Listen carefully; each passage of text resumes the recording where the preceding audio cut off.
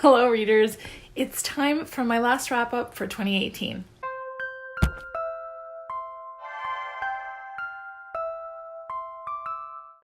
I was really surprised that I got the chance to read 6 books this month, and so I hit my Goodreads goal of reading 52 books for the year without stressing out too much at the end of the year, which was kind of awesome. The first book I read is The Day is Ready for You by Allison May Lee.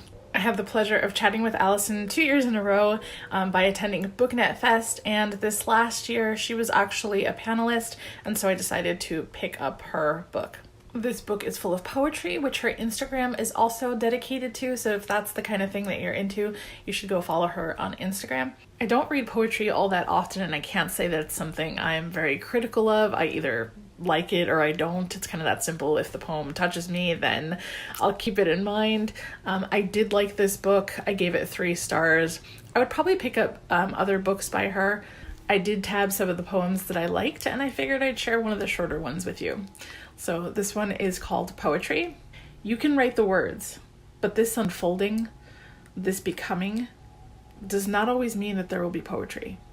The second book I read was There is a Giant Trapdoor Spider Under Your Bed by Edgar Cantero. This was a short story that I downloaded for free from Amazon, and honestly I don't know if it was part of Kindle Unlimited or part of like the Audible thing, because I was able to get both the ebook and the audiobook, and I read them at the same time. Edgar Cantero is also the author of Meddling Kids, but in this particular story there were 2 kids. I think they were brothers. I honestly don't remember. I read it towards the beginning of December. But there were 2 kids. They were in a room. They were kind of playing pretend, and there was a trap door, and they were trying to fight this monster, and there were a crap ton of Harry Potter references. I'm not really sure why, but they were using spells and wands, and it was just a game they were playing, and they had really pumped up the fear and the fighting of this big spider. So like I said, it was a short story. I got through it in about 30 minutes, and I gave it about 3 stars. I enjoyed it while I was listening to it, but that was kind of it. Although I am really curious about Meddling Kids now. The third book I read was Mort by Terry Pratchett, and that is actually the 4th book in the Discworld series, and it was a book that we read with the Libri Labra book club. If you've read it and you're interested in catching our discussion, I will link to it somewhere.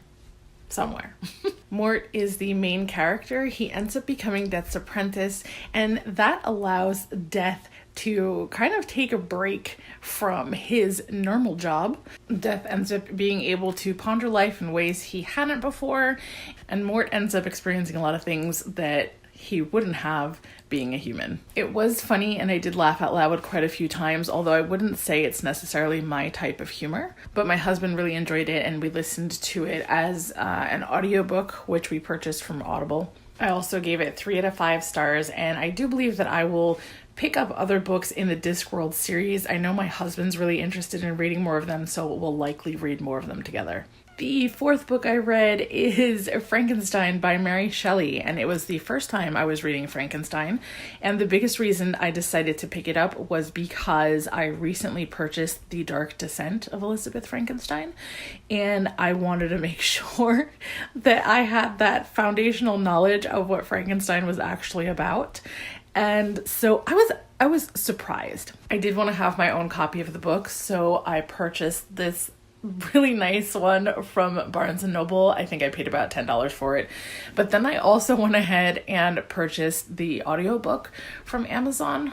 I think it was pretty cheap. It might have been on sale, but I think the narrator did a really good job. Unfortunately, I don't know who that was off the top of my head. I looked it up. It was narrated by Dan Stevens. Frankenstein is a really short book. I think it has just a little bit over 200 pages.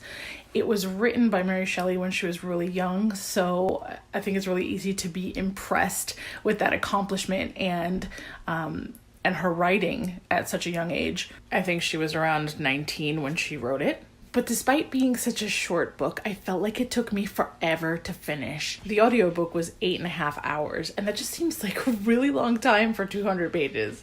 Because I didn't read this book while I was in school, all I knew about the monster in Frankenstein has been what I see during Halloween, how he's represented by Hollywood in movies, and it was just very different than the monster in the book. How the story itself is told is really interesting because it starts off with a frame story.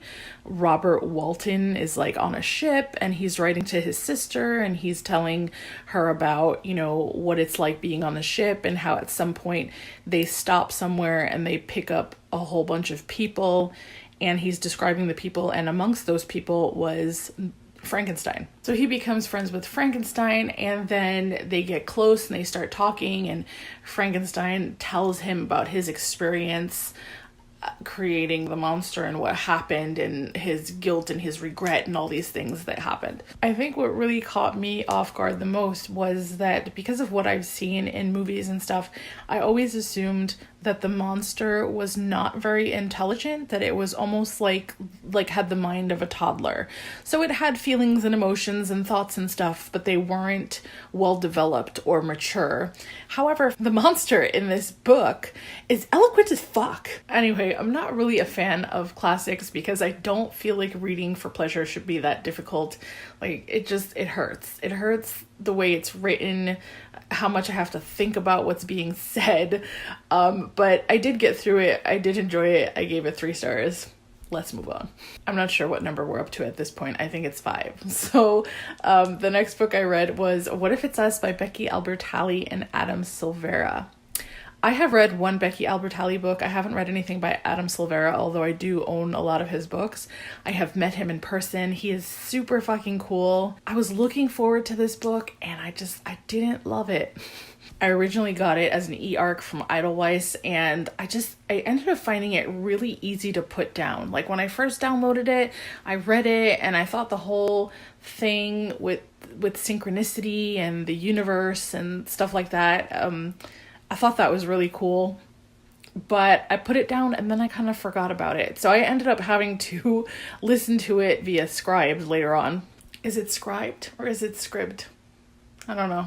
From what I was told by Chloe from Brunette Bibliophile was that Becky Albertalli likely wrote all the chapters with Arthur's character, and then Adam Silvera probably wrote all of Ben's chapters. Just to give you a really quick synopsis, Arthur and Ben are both gay. Arthur is in New York. I think he's interning for his mother's law firm. Arthur is from Georgia and Ben is New Yorican. They both meet up at the post office when Ben is trying to mail back his ex-boyfriend's old stuff. They end up finding each other attractive and they have like this moment to exchange glances and talk to each other for a few minutes, but they end up getting separated by a flash mob before they're able to exchange information. So the rest of the book is them trying to find each other again. So there were themes of friendship in the book and synchronicity and serendipity, stuff like that, which I really appreciated. But one of the things that kind of bothered me about the book was how forced the pop culture references felt to me. I get that, you know, teens are into Hamilton and they're into Evan Hansen. I don't even know what it is.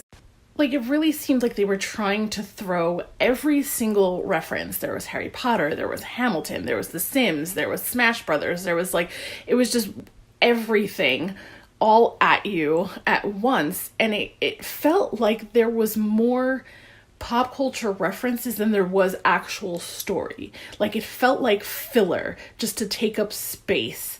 And it didn't feel authentic. Like, it didn't feel like a nod to, hey, I get you, I know you. It felt like, look at me, I can be like a teenager too. And it felt uncomfortable. That being said, I'm not a teenager, so I don't know, maybe it was the perfect amount, but to me it felt forced. The other thing was that the chemistry between the two main characters wasn't really there. Like, I didn't care. I didn't care if they found each other. I didn't care if they got together. Like, it just, other than, you know, somebody had bright blue eyes. And what's most interesting about a book like this, though, is that it seems to have all the right elements to make a great story. You know, just being in New York, I love books that are in New York. The serendipity, the friendship, the diversity, like, there's just all these elements that seem like it would just be great, and then it's not. I gave it 3 stars. I feel like if you're looking for a contemporary, you could probably pick up one that's a little bit better, but I do think there's a place for this book as well, so I'm sure there are people that are going to read it and really enjoy it. So if the synopsis sounds interesting to you at all, then I would suggest just picking it up anyway, regardless of what other people are saying about it, and kind of just determine for yourself. The last book I read was Challenger Deep by Neil Shusterman, and this was a book that was selected for the Libri Labra book club, so we do have a discussion for that, and I'll go ahead and link it in the description below. I purchased Challenger Deep in a book outlet book haul at some point last year, and then I ended up attending Y'all Fest, and I met Neil Shusterman, and I got to see him on a panel where he talked about Challenger Deep and how it was a book that he collaborated with his son on. His son was diagnosed with a certain type of schizophrenia. I think it was like a schizophrenic bipolar combination. I don't know the exact term for it off the top of my head, but Challenger Deep was inspired by his story, and it includes a lot of the drawings that his son drew while he was kind of in this downward spiral. Neil Shusterman has more than one son, so the son that I'm talking about is Brendan Shusterman. I actually don't want to say too much about it as far as the synopsis goes, because so much of what makes the book powerful is your journey kind of through the story itself, and I would hate to take that away from anyone. But what Challenger Deep does an incredible job with is allowing the reader to experience what perceiving life might be like for someone experiencing a schizophrenic episode. I gave it 4 out of 5 stars, and I highly recommend that everyone pick it up. Unless you're somebody that struggles with triggers, then I think you might want to do a little bit more research to get more information so that you're not triggered by the story in any way. So that's what I read in December. Just to give you guys a heads up, I'm going to be changing my wrap-up format a little bit, starting this first wrap-up in January, and I'm probably going to start premiering them from here on out. At least for 2019. We'll see how it goes. If you haven't already, be sure to subscribe and don't forget to hit the bell to be notified when I upload new videos. Thanks for watching, and see you next time.